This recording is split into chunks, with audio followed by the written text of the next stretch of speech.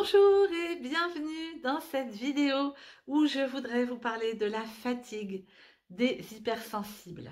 C'est tellement courant, tellement important que j'ai trouvé intéressant de vous en dire deux mots, c'est-à-dire deux grandes pistes que je vois pour éradiquer cette fatigue, comment dire, spéciale aux hypersensibles. Qui est de la fatigue, évidemment, personne ne peut y échapper, mais on peut quand même en enlever une grosse part qui est venue se rajouter sur les épaules des hypersensibles.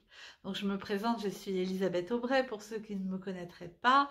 Je suis Gestalt thérapeute et je suis certifiée en EMDR, qui est une méthode très connue de retraitement des traumatismes, très connue et très efficace. Et puis j'ai bien d'autres cordes à mon arc. Et ce que je pense, c'est que ce qui fait que je me suis branchée sur les hypersensibles, c'est que je le suis moi-même et que donc les deux grandes cordes que j'ai à mon arc, c'est ma compétence bien sûr et, euh, et mon empathie. Voilà, donc alors, qu'est-ce que j'ai observé? Déjà, il faut bien quand même se rendre compte que le fait qu'on soit hypersensible, juste le fait de l'être, c'est-à-dire que nous le sommes généralement depuis notre naissance, cette hypersensibilité, enfin moi, pour ma part, j'ai des souvenirs très très anciens où on me disait que j'étais susceptible ou que je pleurais trop. Voilà, tout ça, je m'en souviens, j'ai moins de 5 ans. Donc c'est tout petit déjà, et tout le monde s'accorde à le dire, que l'hypersensibilité est là. Et évidemment, le cerveau n'est pas tout à fait constitué de la même façon que pour nos amis les normosensibles. Je vous rappelle, à peu près 20% d'hypersensibles pour 80% de normosensibles. Le monde n'est pas fait pour nous. Donc forcément, il va se passer des choses. Alors, qu'est-ce qui se passe? Déjà, je regarde au niveau de la constitution de l'hypersensible. Au niveau de son cerveau, on va dire, ses réactions. Si il est en plus au potentiel, on peut dire le cerveau ouvert à tout vent, c'est-à-dire que toutes les informations arrivent et c'est très fatigant pour les traiter, alors que les autres personnes moins au potentiel ou plus bas potentiel, je ne sais pas comment on peut dire, elles ont des cloisonnements qui font que c'est moins fatigant. Mais tous les hypersensibles ne sont pas au potentiel.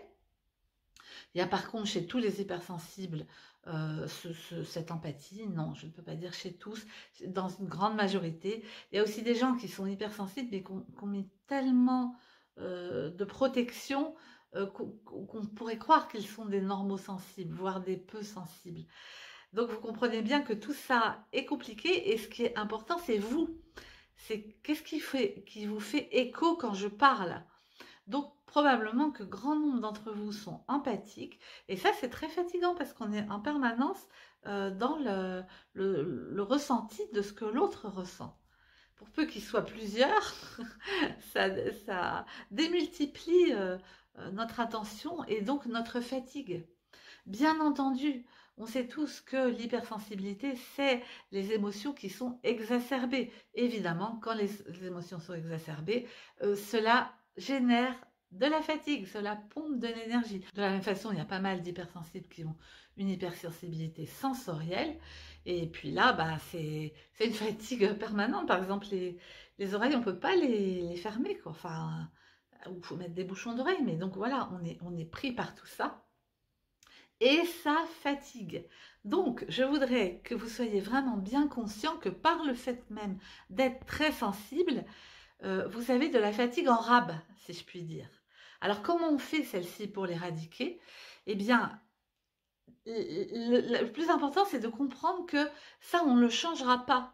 Que toutes ces pertes d'énergie-là, elles vont se produire et de ne pas aller en rajouter une qui est de ne pas vouloir être comme on est. Donc, je ne devrais pas ressentir ça, je ne devrais pas être comme ça, je ne devrais pas être différente de mon frère, de ma copine. Et cette guerre que l'on mène à soi-même génère d'énormes fatigues. Vous voyez le cercle vicieux. Alors que si on apprend à apprécier ce qu'on est, j'irais jusqu'à dire à aimer, on peut du coup faire de son hypersensibilité quelque chose d'intéressant, par exemple développer un domaine créatif qui nous plaît, etc. Et bien ça nous donne de l'énergie. Donc c'est la première des pistes que je vous donne, arrêtez de se faire la guerre.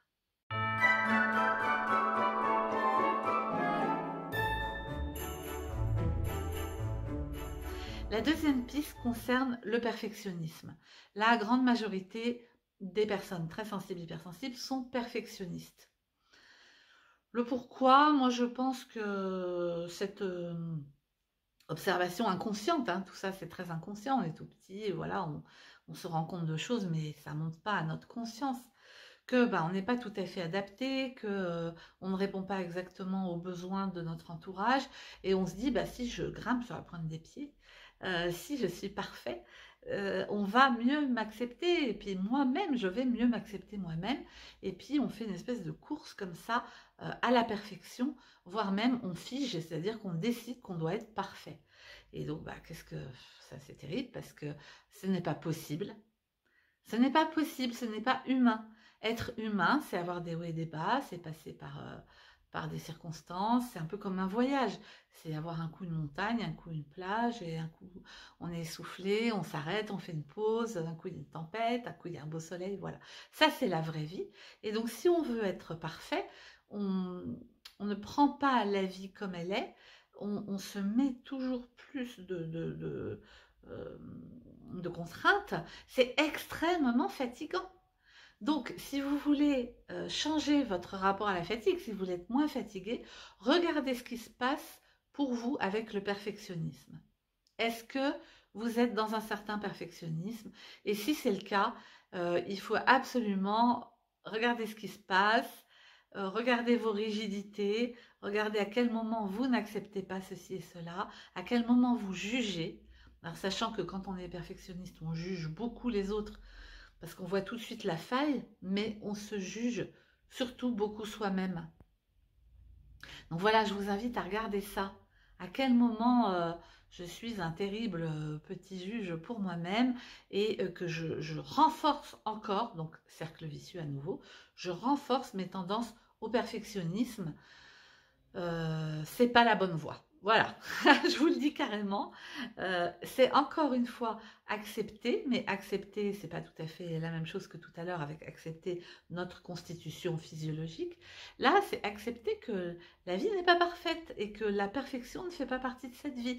Après, vouloir tendre vers quelque chose de bien, vouloir faire bien, c'est super.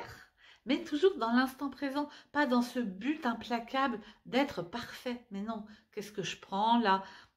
Par exemple, je fais cette vidéo.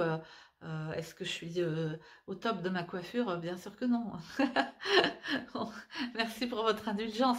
Mais je veux dire, si j'attendais que tout soit parfait, j'en ferais pas de vidéo. Il y a ça aussi, c'est que ça conduit finalement à bloquer nos vies. Donc non merci, hein. Donc constitution physiologique et perfectionnisme sont les deux pistes que je vous donne aujourd'hui pour sortir de ces fatigues intenses que l'on peut rencontrer quand on est hypersensible. Si vous avez l'impression que c'est difficile pour vous de mettre ça en place, que vous avez du mal à vous accepter, bien entendu, moi j'ai des accompagnements individuels, mais je voudrais aussi beaucoup vous parler de l'accompagnement en groupe, parce qu'en groupe, on voit les autres travailler, on comprend ce qui nous avait échappé de nous-mêmes, vous savez, les fameux angles morts, et tout est là. Une fois qu'on a conscience des choses, tout devient possible, hein. Le problème, c'est quand ça reste caché. Donc ce groupe, il est à Vichy, il se déroule une journée par mois. Pour y rentrer, il faut avoir un entretien avec moi, parce que qu'on voit ensemble si c'est vraiment une formule qui est bonne pour vous. C'est maximum 8 personnes, donc il n'y a pas énormément de place. Donc ne tardez pas, contactez-moi. Et puis avec plaisir, ça serait génial pour ceux qui peuvent. À Vichy, c'est toute une journée. Donc c'est plus que... Alors c'est déjà une journée de thérapie sur soi, mais j'allais dire c'est presque une journée de formation aussi pour savoir mieux être en relation avec les autres. C'est pas presque, c'en est une. Je pense que je vais communiquer aussi là-dessus. Voilà, ça me vient maintenant. En tout cas, qui ne tente rien à rien. Donc, je vous embrasse et je vous dis, j'espère, à bientôt. Et pour ceux qui ne peuvent pas venir, regardez tout ça dans votre vie. Vous allez voir, ça va vous faire faire des bons très importants. Allez, adios la fatigue.